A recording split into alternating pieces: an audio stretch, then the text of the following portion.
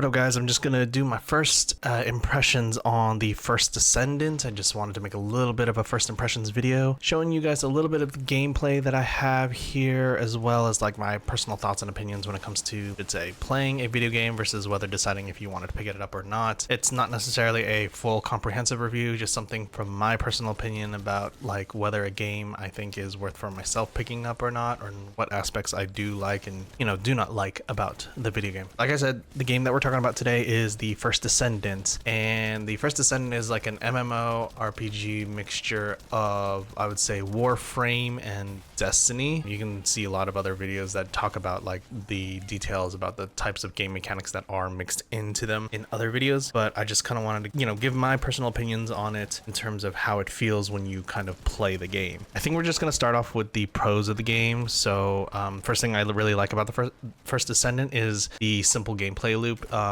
It does remind me very much of like Destiny a little bit, where it's very much you're dropped into an area, you have to go shoot down and take out a bunch of enemies in a certain amount of area and go from objective to objective. Also, it does carry a lot of things similar to Warframe in the fact that it is like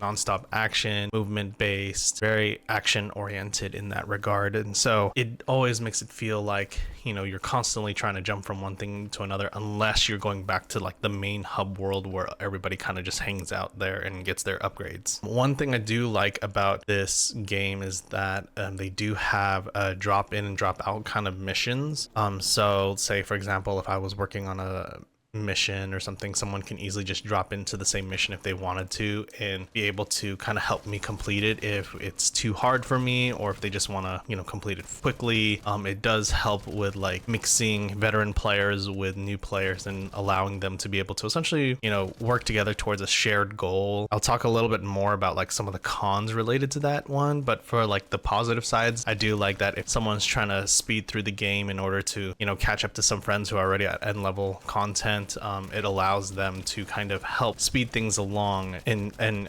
help a player jump to the end game so that they can enjoy the end game alongside their friends if they are already at that point. Another thing I had mentioned was hub area. So there is like a central hub area that you get teleported to throughout the game, whether for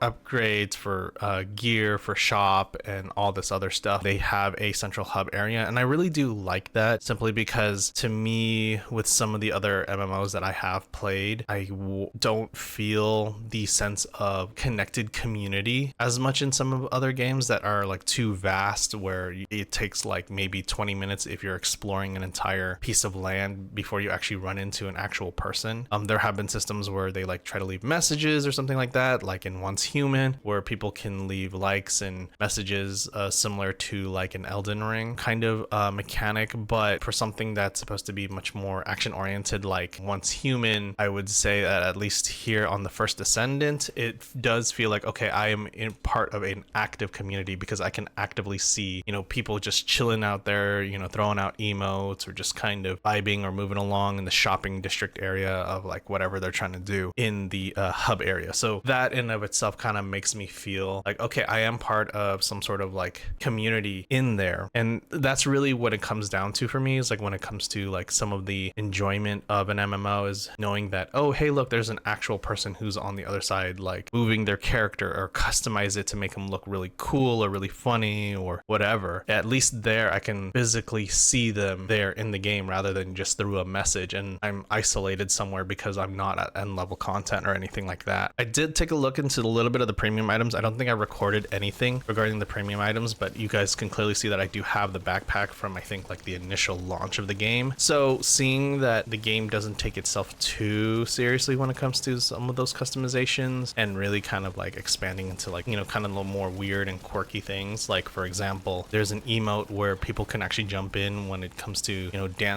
playing the bongos together, and I thought that was like a really cute little way of like adding, community elements of having random people kind of join in on an emote like that. Obviously, those are behind the Battle Pass paywall, and it's understandable because the game is free and they needed to find some forms of monetization. And for me, that those kind of things and those kind of little touches add a nice little bit of flair and kind of make the game stand out rather than just trying to restrict the kind of aesthetic to a specific design associated with essentially the game world. I think another example that I would compare this to would be something like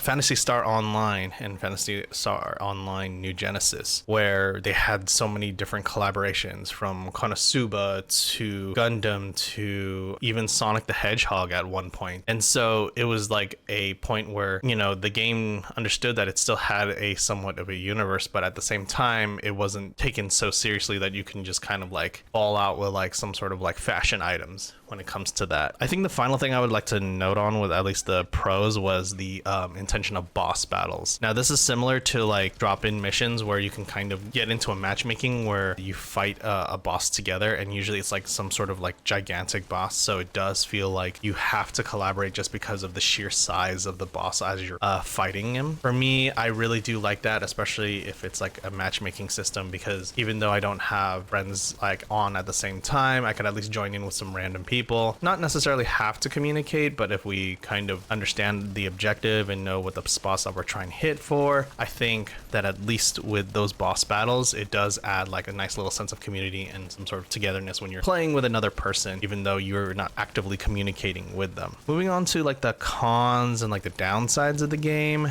Coming back to the whole drop-in missions, I wanted to say that yes, you can technically speed run some of the missions, especially if, like, for example, myself, I had just started the game and I don't necessarily have friends who are at the end game or anything like that, but I'm trying to go through the content and, try to pay attention and kind of get a feel of the challenge as I continue to level up. And then there are points where I'll just start a mission, start going through it like at a normal pace, and then someone who's like 20 or 30 levels above me will just jump in, wipe the entire enemy force, and then complete the mission, and I didn't get any sort of sense of accomplishment just because he just jumped in, wiped everything on, and moved on with his life. Like I said, it is like kind of like a give and take, and I don't think it's necessarily a bad thing. I would probably still enjoy that content more, but I think that I just put it on the cons there just to, let people know that sometimes if you are going to be doing runs or anything like that, or try to play the game for the first time, that some people will just jump in necessarily just to level themselves up or look for specific drops, and then just kind of burn through missions constantly until they get exactly what they're looking for, and then you just never got a chance to really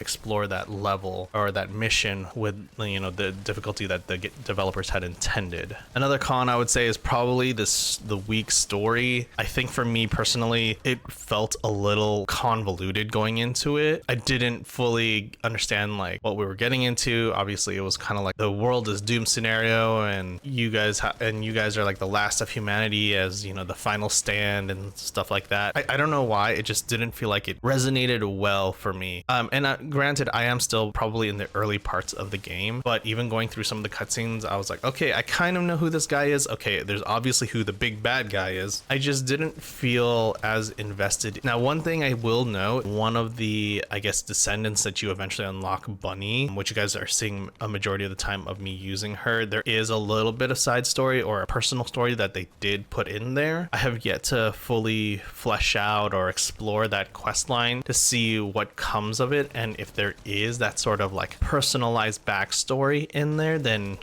this could completely change my opinion on it, because then I would get a better sense of like, okay, which kind of character am I more attached to? I would like to learn a little bit about their backstory. It feels a little bit more personal when you start playing it as them, kind of get a sense of who they are and why they got into it or whatever. And I think maybe a little bit more personal touch rather than the generic, the world is gonna end and we need you to save humanity. I feel like the personal touch of each of those descendants would probably add a little bit more of a good story element to it. And then I guess the last thing I'll end on with the cons is that with a simple simple gameplay loop, there is going to be a point where there is going to feel like it's going to be mindless and repetitive at times. So for example, let's say, you know, you're level 15 and then the next area that you have to enter, part of the main story, is intended to be level 17, 18, or 19. And then you go in there and then you get absolutely demolished. So unfortunately, you do have to go back, kind of grind out a little bit with the action-oriented gameplay, maybe replay some of the missions that you had already done in the past to help buff yourself up to get to a certain level, and then you'll be able to move on to that. In those kind of moments, you can fall into the mindset of like, oh, I'm just grinding for that level at this point. And I would imagine towards the end game, especially if you're looking for very, very specific mods or very specific items or drops or anything like that, that level of repetition is going to be a little more and more prominent as you get further into the end game. And so I don't know how they intend to mix that up,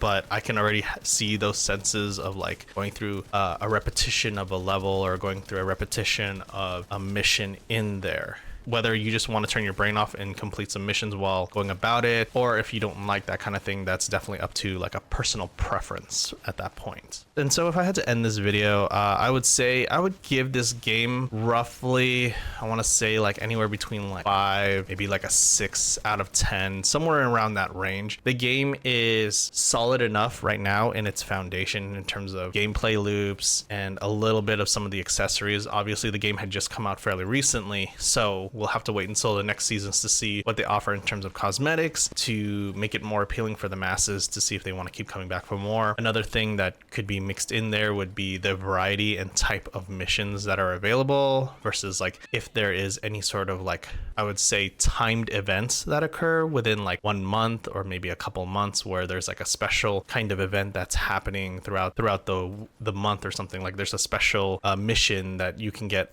increased drops on, something like that. And so those kind of like organic moments or planned moments or announcements would allow for the game to continue to thrive and give people a reason to come back to. Right now, I think the solid cast of characters that are present for you to unlock is amazing right now. I'm obviously not talking about like just buying out every single character and trying them all, but I'm just looking at it from like a main free-to-play aspect. So for me overall, as someone who has played for free and sunk in maybe close to about like 10 hours into the game so far, maybe a little bit more, it's about like a 5 or 6 out of 10. It's all going to really depend on how the mission structures evolve, the adventure evolves, and maybe how the storyline evolves. How do you keep the community coming back for more? How is it going to unfold as far as either the storyline goes or how the community responds to how the game is, you know, progressing. Anyways, that was like my first impressions on the first Descendant. I hope you guys like it. Let me know what you guys think, if you guys have played the game or have not, or if this swayed your opinion in any way or form. Try to check the comments down while I can. And with that said, I will catch you guys next time. Okay, bye.